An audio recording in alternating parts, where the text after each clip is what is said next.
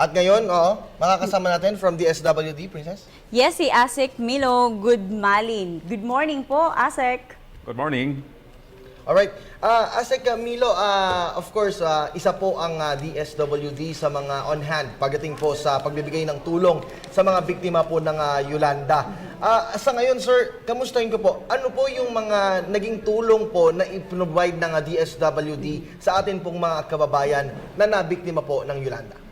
Yeah, unang-una, yung response natin sa disasters, nag-umpisa sa relief and then early recovery and rehabilitations. For the relief portions of our assistance, nakapagbigay na ang DSWD ng more than 7 million food packs to the affected Yolanda-affected victims dito sa ating tinatawag na Yolanda Corridor, on the Eastern Visayas, Central Visayas, Western Visayas, including portions of Mimaropa, which is Northern Palawan.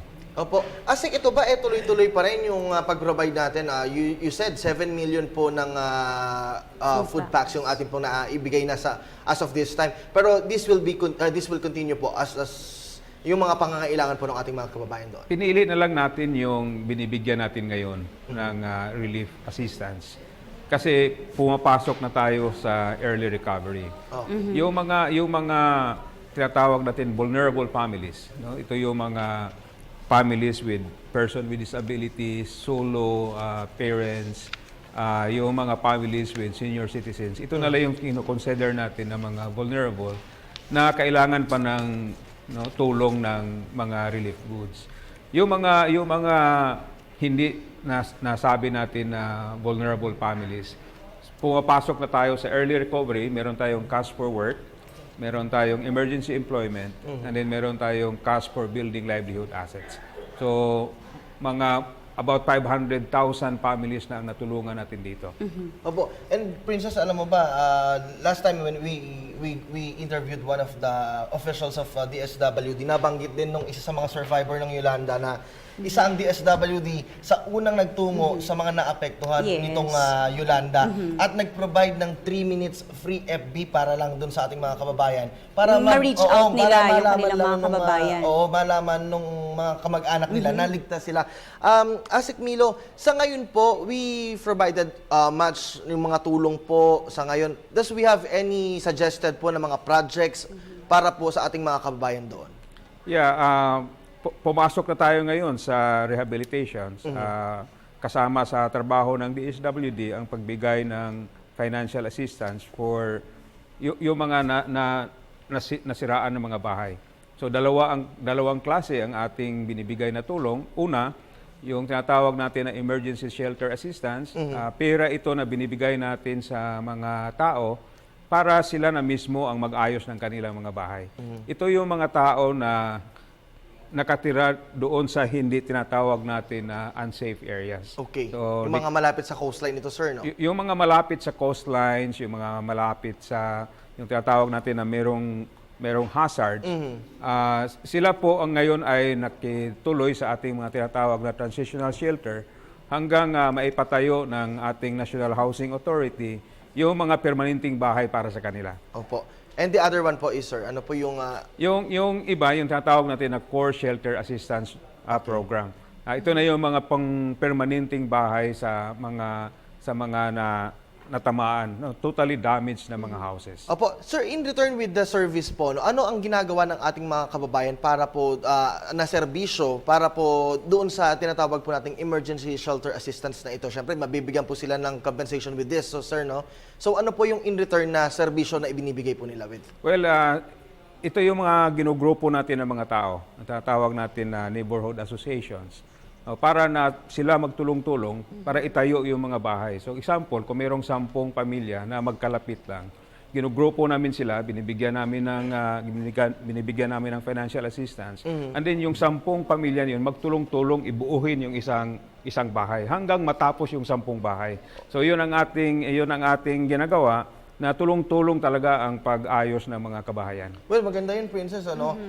Basta aside from nakakakuha ka na ng compensation with the government, yung bahay na binibuild mo is para rin sa'yo, ano? Para rin sa'yo Para yun. makatulong din. Mas Yes. maganda yun. Alright. ASEC, napag-alaman din natin that there was 167 billion, no, na talagang master plan na gagastusin na para dito sa Yolanda heat areas. Nasa 171 affected cities and municipalities. Kuha lang po tayo ng update. Kumusta itong 171 cities and municipalities? Lahat po ba ito ay natugunan? Lahat po ba ito ay naisaayos na? Well, even before the approval of the master plan, the Department of Budget and Management already released about 52 billion pesos for the initial relief and early recovery activities. At kasama na dito yung mga pera na binibigay natin sa mga affected families for the reconstructions of their damaged houses. Itong tinatarget natin ang buong 171 municipalities. In varying degrees of recovery na ang mga municipios na ito at tuloy-tuloy, no, with the approval of the rehabilitation master plan, meron itong 4 na clusters, no. Isa dito yung infrastructure, which is being led by the DPWH. Meron silang mga targets na ayusin lahat yung mga infrastruktura na nasira. And then meron tayong resettlement cluster, ito pinamunuan ito ng National Housing Authority. Ito naman yung magtatayo ng about 200,000 permanent shelter. No, itong mga tao na ito, ang mga beneficiary sa proyekto na ito ay yung mga tao na nandoon sa mga lugar na sinasabi natin na unsafe areas. Then merong social services, ito yung pinamunuan ng DSWD na kasama natin dito ang DepEd, DOH at saka Department of Agriculture. Ang gusto nating marating dito na matulungan yung mga tao na magbalik sa kanilang normal na pamumuhay. And then meron tayong livelihood support under the Department of Trade and Industry. Okay, nabanggit ni ASEC Milo yung livelihood. Sir, I guess nagkaroon po tayo ng Pedicav livelihood program po sa ating pong mga kababayan na nabiktima. I guess it rated for 542,000 po yung pera na ginastos for the Pedicav. Sir, kamusta na po yung livelihood program na ito? Any update po, sir? Yeah, na ipamahagi na natin itong mga pedicabs na ito. Ito base ito sa mga konsultasyon natin sa mga tao kung ano ba talaga ang gusto nila na livelihood. At ang mga tao na natanong natin, sabi nila, pwede ba meron kaming pedicab para magkaumpisa na kami ng aming livelihood. So, base doon, nagbigay tayo ng mga pedicab sa mga tao, lalo na dito sa Eastern Visayas. At nakapagsimula na sila ngayon sa paghahanap buhay. And even cash for work program, please. Yes. Isa rin sa pinagmamalaki ng DSWD. Malaki rin ang naitulong sa ating mga kabayan. Sir, kamusta po ang cash for work program Mayroon ng pa bang ongoing na cash for Work. cash Program. for work program? Yung ating programa under Cash for Work, these are really for emergency. No? Yes. Ito yung ginagamit para linisin yung mga debris, no? Linisin yung mga bahay, linisin yung kanilang mga farms. Nagawa na natin yan. For the first 6 months after Yolanda, yun ang ating ginagawang emergency interventions. After that, meron tayong sinusulong na cash for building livelihood assets. No, ito na yung magtatanim na ng mga bananas, mga vegetables o coconuts, mag-umpisa na sila nitong ayusin yung dati nilang mga sources of livelihood. At tuloy-tuloy itong ating cash for building livelihood assets. Malaking pundo dito sa ating rehabilitation master plan ay nakalaan dito sa ating tinatawag na CBLA. Okay, maraming tulong ang inihahandog, Princess, ng DSWD sa ating mga kababayan. Gusto ko lang i-clarify din, no? Lumalabas kasi sa mga balita na meron daw mga nasira, mga nabulok na mga relief goods at hindi raw ito naipamahagi agad. Mas mabuting alamin natin kay ASEC Milo kung totoo ba yung ganitong mga balita. ASEC. Well, noong kasagsagan ng ating relief operations, no, starting from November 9, ang daming tulong na napaabot sa atin. Hindi lang galing dito sa Pilipinas, kundi galing din sa labas. Ang isa sa mga pinakamatinding problema during the time, pagdala ng mga relief goods to the affected areas kasi halos lahat nasira ang infrastruktura. Isa sa aming ginagawa nung una, ginagamit na namin yung mga mga facilities ng ating Philippine Navy para lang madala yung mga relief goods na napunta doon sa Cebu para itawid doon sa Tacloban. Ang ginagamit nila doon, tinatawag natin na landing ship transport. Ito yung parang barge, nilagay natin yung ating mga relief goods. Pero sa kasawiang palad, na abutan ito ng malakas na ulan at hindi kaagad-agad na napalabas itong mga relief goods doon sa barge na yon.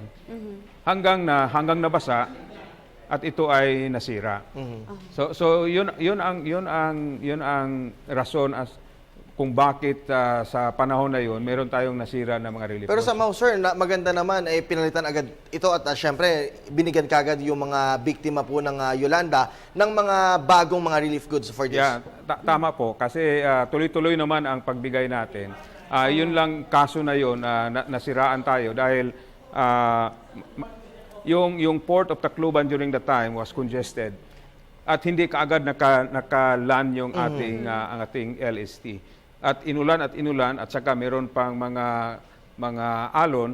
So napasukan ng tubig yung ating LST at nabasa yung ating mga relief goods. Opo, right now, okay. Okay, Kirby, gusto ko lang kasi balikan kay ASEC itong from Cash for Work program. Ngayon, meron na kayong Cash for Building Livelihood Assets. Ano po ngayon, ASEC, yung mga magaganda pa po na mga nakikita natin na binubuksan na mga livelihood programs dito sa ating mga kababayan that in the future talagang magagamit pa po nila ito. Syempre, tulad ng mga pagbibigyan natin ng mga pedicabs, itong pagtulong natin sa kanilang mga coconut planting, ano pa po yung mga inilaan ng DSWD na mga programang livelihood para sa kanila? Binabalikan natin yung ano ba yung sources of livelihood ng mga tao bago nagka-Yolanda. Karamihan dito mga mangingisda, karamihan dito mga magsasaka. So ang ginawa natin, lalo na sa mga mangingisda, binalik natin sa kanila, nagbigay tayo ng mga fishing boats at saka mga fishing equipments para makabalik sila kaagad doon sa kanilang livelihood. At saka yung mga magsasaka ay binigyan natin ng mga farm implements, binigyan natin ng mga seedlings, mga seeds para they can start anew their livelihood into farming. So tinutuloy-tuloy natin yon maliban sa mga skills trainings na ating ginagawa. We are now in the rehabilitation space at ang pinakamalaking trabaho dito yung paggawa ng mga bahay. So gusto natin na yung ating mga biktima ng Yolanda makasama dito sa rehabilitation. But dahil ito ay mga ordinary na mga magsasaka, nakipag-coordinate tayo sa TESDA para mabigyan sila ng mga trade skills like carpentry, masonry, electrical. And then they can participate now in the building of this permanent shelters. Alright, maraming tulong, Princess, ang nakahanda sa DSWD para sa ating mga kababayan. At mamaya babalikan natin si ASEC Milo. Alamin naman natin kung ano yung mga preparations nila para sa mga paparating naman na mga bagyo.